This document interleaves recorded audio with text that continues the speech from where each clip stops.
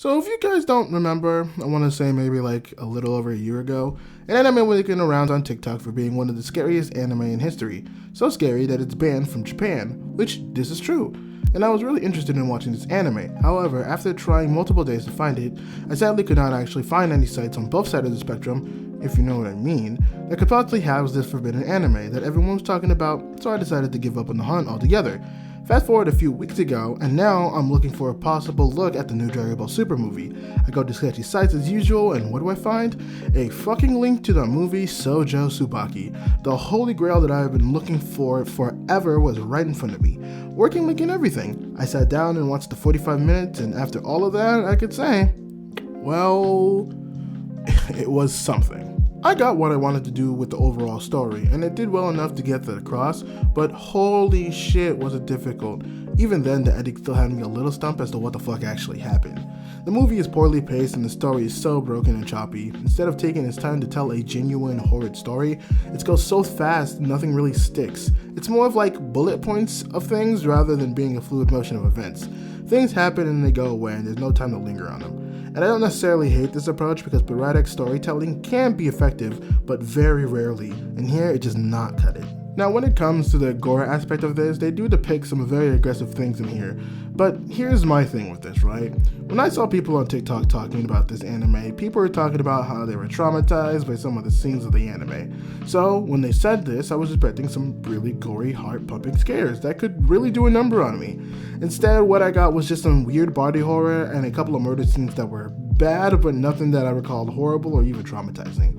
Honestly, despite, I don't really know if this counts as transphobia, and the underage relationship between the main character and one of the characters later on had me more nervous than the actual visuals. Here's the thing, right? For the time, I get it, and I can see why something like this was banned in Japanese societies. For the standards back then, they were pretty low when it came to the weird shit that you could find around places and in the media. But we're in 2022, and the amount of weird shit that you can find just on the internet alone is fucking obscene. Hell, at this point you can even stumble around something weird without even trying.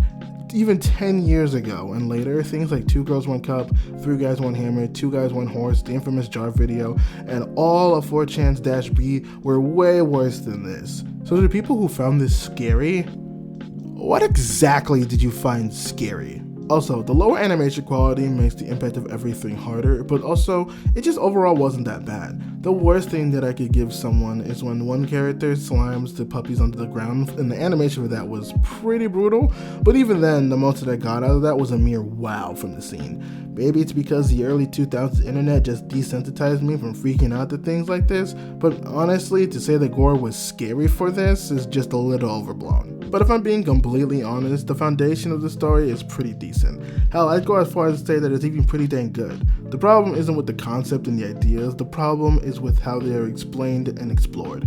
And if you gave them another 45 minutes to breathe and explain the ideas more, I think the story could be pretty well told. And with those changes, it could actually be a proper story that's actually good to watch. The characters, however, are a far greater mess than I could ever imagine, not just on a quality scale, but a morality scale too.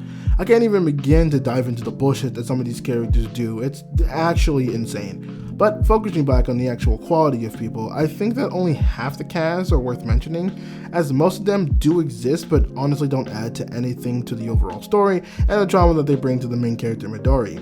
You can exchange them for any other type of weird freak show and it wouldn't even make a difference in the story.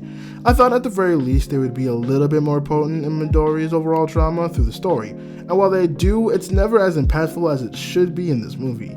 However, it is a mixture of them not being great and the story not focusing on secondary characters and the overall pacing like I mentioned before. But there are at least 3 characters to focus on: Midori, Michisute, and Midori's very older husband, which we'll focus on later. First, let's start on Midori. Jesus Christ, man. If you had a character who you can argue had a pretty terrible life, I'm willing to bet that Midori had a worse life.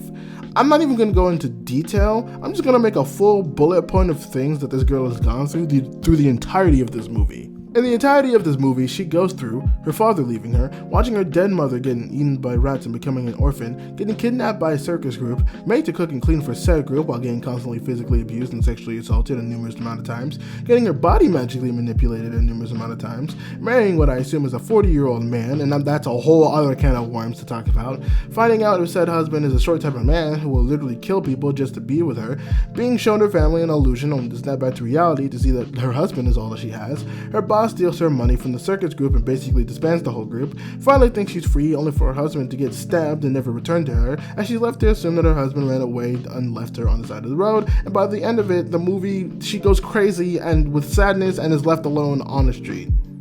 I am pretty sure that there are a couple of things I missed, but holy fuck is that a life that I would not wish on my worst enemy. Fuck the body horror. The thing that made me feel uncomfortable watching this was seeing this young girl going through all this bullshit. I wouldn't want to put anyone else through that same trauma, not even my worst enemy, like I've said before. If this anime was a reminder that life could be a never-ending void of pain, and the moment you think you have something good in your life, you get it taken away within a blink of the eye, this is a pretty good damn example of showing that exact fucking thing. The second character worth mentioning at all is Michisute.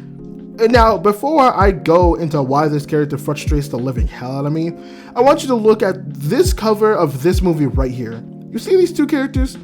One of these characters is Midori, the girl that we talked about, which is good. Great, right? The secondary character is Michisute. You wanna know why this pissed me off? Because Michisute is barely even relevant in this movie. And when I mean relevant, I mean playing a bigger part in the movie. He gets a better role than some of the other carnies, but honestly, this isn't enough to put him on the center of the poster along with Midori. His role is basically sexually assaulting and being mean to Midori, being part of the illusion trick with Midori's husband, then out of the blue, confesses to Midori that he actually loves her and says he won't be letting her husband take her away from him, only to die literal seconds later by being drowned by sand by said husband. What the fuck was this? This was stupid. First off, what the fuck was that turn? You are mean to her, then you get scared by her husband, and then fall in love with her? I can understand if this was a ploy to try to get Midori away from her husband. That would make sense. At least that would follow the shitty behavior of the carnies she's traveled with for so long. But to turn like this is bad, and just another bad effect of the atrocious pacing of this movie. And then secondly, even if it did make sense, you sexually assaulted her for the first half of the movie. What the fuck do you think? She was just gonna go ahead and be with you just because you confessed? Oh, your way of showing feelings was forcing yourself on a girl when she screamed stop. Again, if there were signs of Stockholm Syndrome or some storytelling otherwise, I could believe it. This anime doesn't do any of that, and it just makes the whole thing seem really bad. It also doesn't help that he gets killed literal seconds after this. Am I supposed to feel bad or something? I know they were trying to make the husband seem like a monster because of it, and even if his reasons were still kinda not great, killing Michisute at the end of the day is not a bad thing here. I don't know, the character just being in the front of the poster only to play a minimal role, and when it was more centered for like a minute or two, it was just trash, makes me so upset at the whole thing. The last character, Midori's husband, whose proper name is Masamizu, is only worth really talking about mainly for the moral conundrum in my head every time I think about this character. Is it okay for a 12-year-old girl to be married to an older man who makes her happy and overall protects her, even if that man is far older, when the situation is that she's getting sexually assaulted and harassed constantly by carnival people? Oh, but Mise, why would you pick either? Wouldn't you not want any of it? Yes, you surface level dumbass. However, we don't have those options, don't we? So we can't take the easy way out. We have to answer the hard questions. Now go sit in the corner and think about the words that come out of your mouth before you actually speak, you literal fucking idiot. Yes, underage marriage is a bad thing. I don't think that's a controversial opinion. However, I would also, and I think all of us would agree, that in society we should maximize the happiness of all people as much as possible. This much is also not controversial. But when you get a situation that puts both of these ideas together, it becomes a little harder. So I will go on record and say that this will be the only time in my anime watching career that I will allow this type of shit to go down. So what, do you support dating little kids now? What the fuck did I just say? No, of course not. But you're going to be the one to tell the little girl, I'm sorry, you can't be with him. You'll have to go back to the carnival where everyone hates you and where you're forced to do things both sexual and other that you don't want to? Yeah, that's what I fucking thought. Don't get me wrong, the guy's an asshole, even going as far as to manipulate her, and I'm not denying that he doesn't deserve what he gets at the end, but in life you have to pick the best of a bad situation. Is it good? Absolutely fucking not. But is it the best of this situation? Well, unless the dark abyss of nothingness is a choice, then I guess so. You know, originally I was going to give this anime a pass for not having so great animation. I mean, it is a pretty older anime, so it makes sense that it wouldn't look that good, right? This anime came out in fucking 1992. Do you know what came out in 1992 and before? Hold on, I have it at the list. Dragon Ball and Dragon Ball Z, Mobile Suit Gundam F91, Sailor Moon, Porco Rosso, Akira, My Name is Totoro. These animations still hold up to these days. So why the fuck does it look like this? Like, yes, it was a different time and situations. Issue could have been a thing, but damn, yo, this is not great. A big reason why the body horror and more graphic scenes didn't really work was due to how poorly the animation was. If I could have gotten something a lot better, I could see this being a really hard thing to do. Horror animation is already really hard to pull off due to the animation being an easy detachment for some people to use. And this is greatly detached from the whole thing. And I get it, you know, animation, it's hard to do with all the drawing and the pencils and stuff, man, but come on. Wasn't great. For as much hype as this anime got, I am highly disappointed for this anime to give me what it had. It was a video a year in the making, only to find out and get it, and then it's just a wet blanket. The sad part is, I think with the right hands and a new modern look, it could really be popular and even a terrifying movie. I would like to see this remake in the eyes of a modern studio who could truly bring out the worst in this anime in the best way. Although due to it being banned and me not being able to find the 2016 live action version anywhere, I doubt that we will find a studio even willing to pick up this project unless it was somebody smaller. And if we did get a big studio to do this, at the end of the day, it may not even be a truthful telling of the manga, due to it being watered down version, so the studio wouldn't be able to get it banned. If you're into horror, you might want to watch this, but I honestly don't expect anything good. I'm giving this anime Shojo Tsubaki a 3 out of 10. Hey, thanks you guys for watching the video. I'm not even going to address the change from face cam to animation, and I wouldn't be surprised if I decide to go back to the face cam within 2 months, so enjoy it while you can. Thanks to Mia Draws for the avatar, I decided to go back to this one since the other ones I quickly grew to not really appreciate. Sorry to everyone who made those, but I do really appreciate everyone who helped me make those. Yeah, sorry about that. Shout out to Ziki Beats as always, who's the one with the background music, and you should check him out and give him as much love as you can. As for me, all my social media projects will be in the description. You can go check that out. I've been streaming a lot and making a lot of music recently, so make sure to give those that love. And if you really want to support the channel, you should go check out Kill the Crooks, a brand who pride themselves on selling truly original anime themed merch rather than the others who steal copyrighted art from others. I wouldn't plug anything if I didn't support it, and I believe in the cause that they have. You can use my code Kurosaki for a discount on your order, and doing so will help financially support the channel. That's it for this video. I hope to see you next one. Peace out, my little D-gens.